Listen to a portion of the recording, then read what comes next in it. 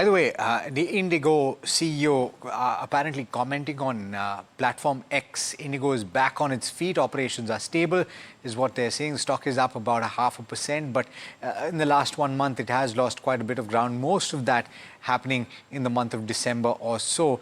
Comments coming through, of course, from the Indigo CEO. But having said that, there are repercussions that the airline is going to have to face.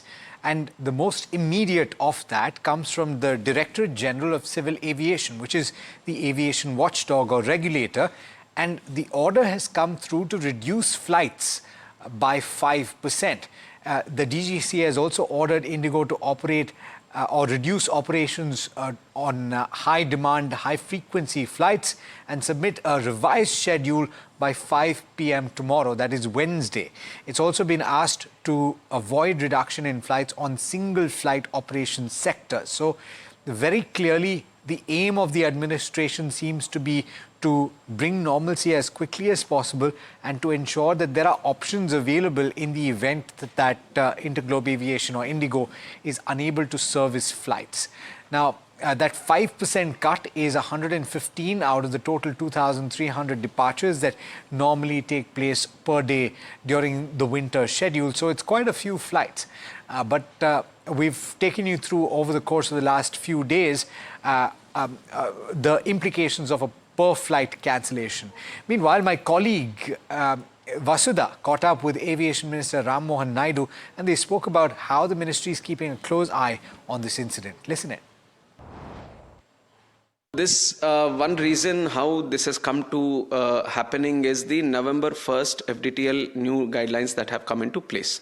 And this is 1 month back from the incident that we are talking about. And for the 1 month, we have been monitoring, we have been discussing with the airlines, and things were going as normal. And last week also, when this Airbus 320, the EASA is given a guidelines, a directive to do the software upgradation, where 323 aircrafts were supposed to be going under the software upgradation. Then DGCA itself, along with the airlines and all, they've sat together and within a day itself, without any cancellation, they have done the major upgrade, which is a big thing when you're handling that kind of capacity. And even then also this kind of issue was not visible at that time. So I would say that this is not something which has skipped our kind of regulation or anything. We have been thoroughly monitoring and we have been discussing with the airlines also. And we have given them multiple forums for them to tell us if such a situation is supposed to be happening. What is your expectation from the inquiry? I know that 15 days is the time that's been set for them, but what have been your special instructions? So visibly we have seen that there is adherence to the guidelines, FDTL guidelines, but because that is the major reason that's being shown, that the new guidelines kind of affected this issue to come into place. So our side, we are saying that, see, other airlines have also had to follow and they have no issue from that. Whatever this issue that we are talking about is strictly related to Indigo Airlines. So Indigo, the fault is at Indigo, not at the major level or not at ministry level or some other level. If there was something problem regarding the FTTL or something from the ministry, all the airlines should have faced a problem. But that is not the case here.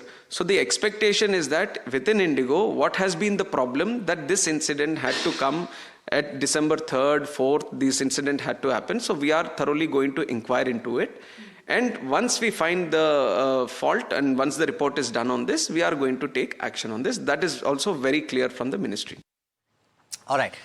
The stock at the high point of the day, possibly reacting to a video message that was sent out just a short while back at 3:05 is when it hit the social media platform X by Peter Elbers, who's the Chief Executive Officer of the company. Quite a few statements being made. Mea culpa, or sorry, is what they're saying to the customers that faced the brunt of the disruptions. They're saying that they're back on the feet, on their feet though. They say that they've let customers down when a major operational disruption happened just a short while back. But the operations are stable as things stand right now. So positive statements that are being made. And of course, brokerages have already weighed in on what they think about this entire situation. Goldman Sachs, for one, has maintained a buy with a target price of 5,700, quite the upside from the current levels. But it's cut its target price from the earlier 6,000. It's saying that now casting Indigo's operational disruption, it sees costs higher, but the industry position as unchanged. Remember, Interglobe Aviation, or Indigo, effectively controlling 2/3 of the domestic market share.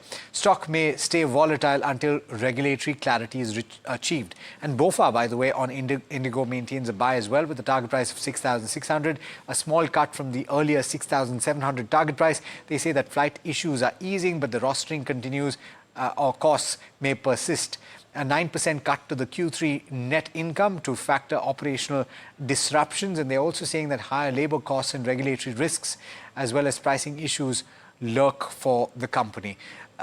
Chakri, I'll come to you for a quick view on this particular stock. A lot of people out there do not like aviation companies for the various reasons that have been widely enumerated.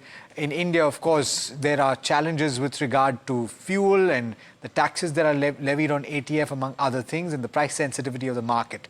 But with all of that, would you still say that Interglobe Aviation, considering it holds a lion's share of the market, continues to be a dominant player and you should consider investing it from that perspective? Airline companies traditionally around the world and have been only positional trades and not, companies that you buy and forget. India has had like 10 or 14 bankruptcies of airline companies, so you can't buy and forget that.